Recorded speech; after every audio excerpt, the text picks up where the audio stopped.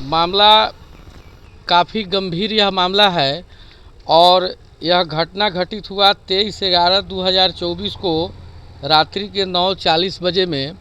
एक महिला है और वह काफ़ी गरीब महिला है।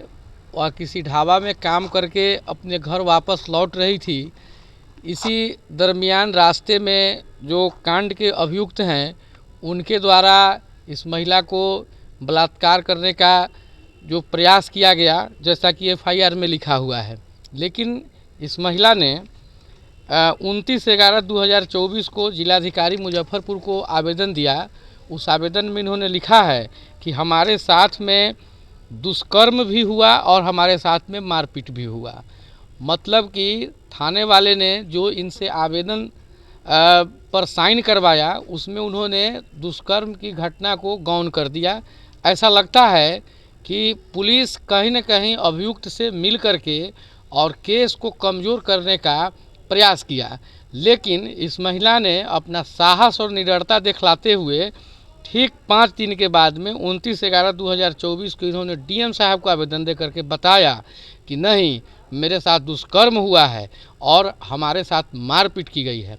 पुलिस ने जो BNS में लगाया है 64(1) और 62 BNS में, जो 376 और 511 IPC में था। लेकिन जब बलात्कार की कोटि में चला गया, मामला जब बलात्कार का हो गया, महिला बार बार चीख कर कह रही है कि नहीं मेरा बलात्कार हुआ है, तो फिर पुलिस अब तक मेडिकल नहीं करवा रही है। यह कहीं न कहीं इस बात की ओर इंगित करता है कि पुलिस अभियुक्त से मिल करके केस को कमज़ोर करने का प्रयास कर रही है।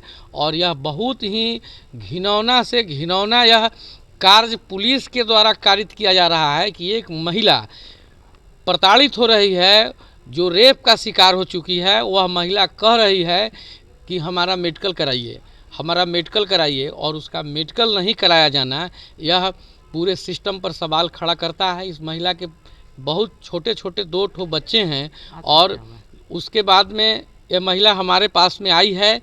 हम इस पूरे मामले की गंभीरता को देखते हुए हम इसको अविलंब राष्ट्रीय मानवाधिकार आयोग नई दिल्ली, राज्य मानवाधिकार आयोग पटना और राष्ट्रीय महिला आयोग नई दिल्ली को हमने भेजा है पत्र आवेदन, और 2 अलग अलग हमने उसमें रीट दाखिल किया है कि आयोग पुलिस प्रशासन से शोकॉज करे और पुलिस प्रशासन की नेग्लिजेंसी को देखे और इस महिला की अविलंब मेडिकल हो, क्योंकि मेडिकल के लिए अगर महिला कह रही है तो इसका मेडिकल होना अनिवार्य है।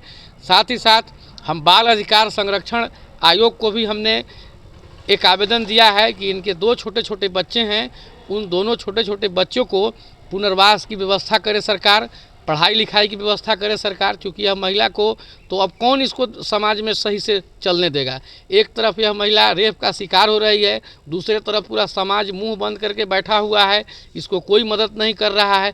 कल होकर के इसको बच्चा को फिर पढ़ने कौन देगा। तो इसके लिए भी हमने बाल अधिकार संरक्षण आयोग को भी हमने पत्र लिखा है कि आयोग पहल करे इसके बच्चे के उचित पढ़ाई लिखाई के लिए। और जो दोषी हैं उसमें महिला का कथन है कि एक गाड़ी वाला है जिसका गाड़ी का नंबर है BR06DU 6011 से मेरी स्कूटी में ठोकर मारकर गिरा दिया। तो जो यह गाड़ी का नंबर है, ये 4 चक्का का, ये नंबर भी पुलिस के पास में है, गाड़ी भी पुलिस बरामद किए हुआ है। और इतना ही नहीं, उस लड़का का, जो आदमी जिसने रेप कमिट किया है, उस लड़का का पैंट भी पुलिस ने बरामद किया है और उसकी गिरफ्तारी अब तक नहीं हुई। जो दोषी हैं उनको सख्त से सख्त सज़ा मिले और इस महिला के साथ न्याय हो, इसके बच्चे के पुनर्वास, आवासन और सही शिक्षा की व्यवस्था हो। इसके लिए हम लोग राष्ट्रीय मानवाधिकार आयोग में हम लोग पहल किए हैं। मुझे उम्मीद है कि आने वाले दिनों में इसमें सख्त कार्रवाई हम लोग ज़रूर करवाएंगे। ड्यूटी से घर वापस, उसके बाद घर से थोड़ा पीछे फकुली थाना में वापस, मतलब वहाँ पे गए तो उसके बाद अगला गाड़ी वाला धक्का दे दिया, वो एक 4 व्हीलर वाला मेरा गाड़ी गिर गया उसी जगह, उसी स्थल पे हम भी गिर गए। अगला गाड़ी लगा के आगे आया, उसके बाद आया खेत में धक्का दे दिया। खेत में धक्का देने के बाद मुंह जात के नहर पे ले गया। नहर पे ले जाने के बाद अगला 1 घंटा तक मेरे साथ रेप किया है और मारपीट बुरा तरीका से किया है। पुलिस को कार्रवाई दिए, अभी तक नहीं किया है। अगला लंगे फरार है। गाड़ी और पैंट उसका थाना पे बरामद।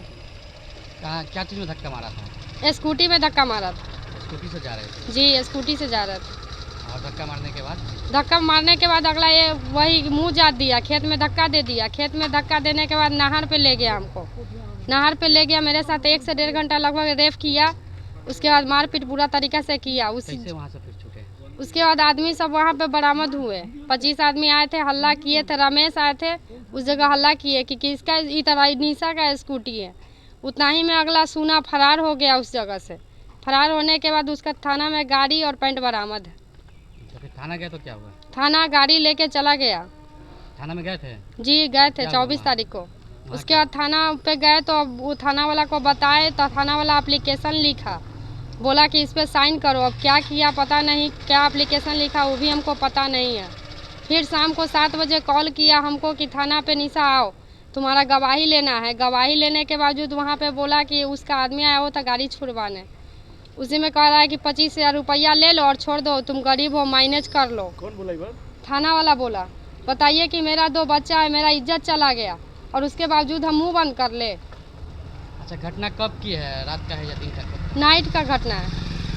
कितना टाइम में? 9:40 में वहाँ पे मेरे गाड़ी में ठोकर लगा और 11 बजे के लगभग वो आदमी पर वहाँ पे जुटा है।